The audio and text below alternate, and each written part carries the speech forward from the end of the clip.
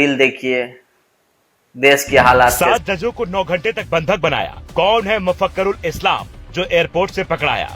अब तक 33 गिरफ्तार। शाहजहां अली की भी कुंडली। गुस्से में सीजीआई, एनआईए की क्यों हुई एंट्री? ममता ने ठहराया शाह को जिम्मेदार। बीजेपी उठा रही ममता पर सवाल, असली जिम्मेदार कौन?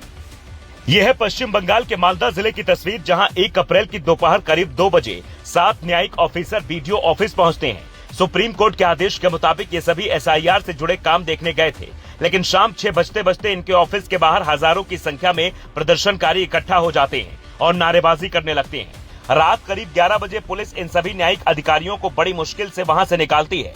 पुलिस के सामने ही प्रदर्शनकारी गाड़ियों पर पत्थर फेंकते हैं, शीशा तोड़ते हैं, गाड़ी को रोकने की कोशिश करते हैं, जिसकी तस्वीरें सामने आते ही ये सवाल खड़ा होने लगता है कि क्या बंगाल में न्यायिक अधिकारी भी सुरक्षित नहीं है? इससे पहले ईडी की टीम पर शाहजहां शेख के इलाके में कैसे हमला हुआ था, ये पूरे देश ने देखा था। यहाँ तक कि ग्लोबल भारत टीवी के पत्रकारों पर मुर्शिदाबाद में हमला हुआ था, जिसकी तस्वीरें भी आपने देखी थी। तो क्या बंगाल की कानून व्यवस्था पूरी तरह फेल हो चुकी है? ममता बनर्जी राजनीतिक आरोप प्रत्यारोप के नाते गृह मंत्री अमित शाह को इसके लिए जिम्मेदार ठहरा रही है, लेकिन बीजेपी पूछ रही है कि जब बंगाल पुलिस ममता बनर्जी के कंट्रोल में है तो फिर जिम्मेदार तो वो ही हुई।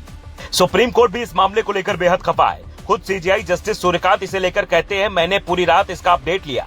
वरिष्ठ वकील कपिल सिब्बल और उनके साथ मौजूद वकील जब ममता सरकार की ओर से दलील देते हैं तो सीजीआई यही कहते हैं, ये तो सीधा सुप्रीम कोर्ट के आदेश को चैलेंज करना है। सुप्रीम कोर्ट की फटकार के बाद बंगाल पुलिस पर दबाव बढ़ता है और वो दार्जिलिंग के एक एयरपोर्ट से भाग रहे आरोपी मुफक्करुल इस्लाम को पकड़ लेती है, जिसका एक वीडियो भी सामने आया है, जिसमें वो डीएम, एसपी, आईबी सबको चैलेंज करता दिख रहा है।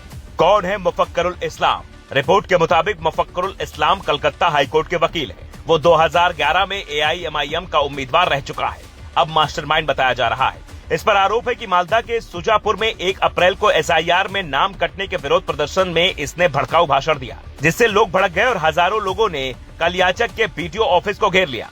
जब इसका नाम सामने आया तो बेंगलुरु भागने की फिराक में एयरपोर्ट पहुंच गया, जहां से कोलकाता की पुलिस ने पकड़ लिया और अब इसे एनआईए को सौंपने की तैयारी में है। ओवैसी की पार्टी के नेताओं का कहना है कि पहले पार्टी से जुड़ा था, अब नहीं है, जबकि तृणमूल कांग्रेस भी इस पर कार्रवाई की मांग कर रही है। इसके अलावा आईएसएफ नेता शाहजहां अली को भी पुलिस ने गिरफ्तार किया है, जिसके बाद सवाल उठ रहे हैं क्या यह विरोध प्रदर्शन सुनियोजित था?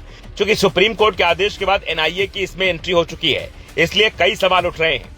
आमतौर पर एनआईए विशेष अपराध, आतंकवाद विरोधी मामले, देश की संप्रभुता, सुरक्षा से जुड़े मामलों में आदेश मिलने पर जांच करती है। क्योंकि बंगाल में चुनाव का सीजन भी चल रहा है और मालदा, मुर्शिदाबाद जैसी जगहों पर पहले भी कई घटनाएं हो चुकी हैं, इसलिए इन विरोध प्रदर्शनों को हल्के में नहीं लिया जा सकता।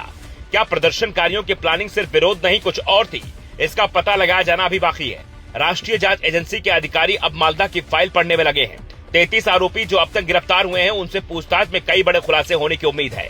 Bureau report, global Bharat TV.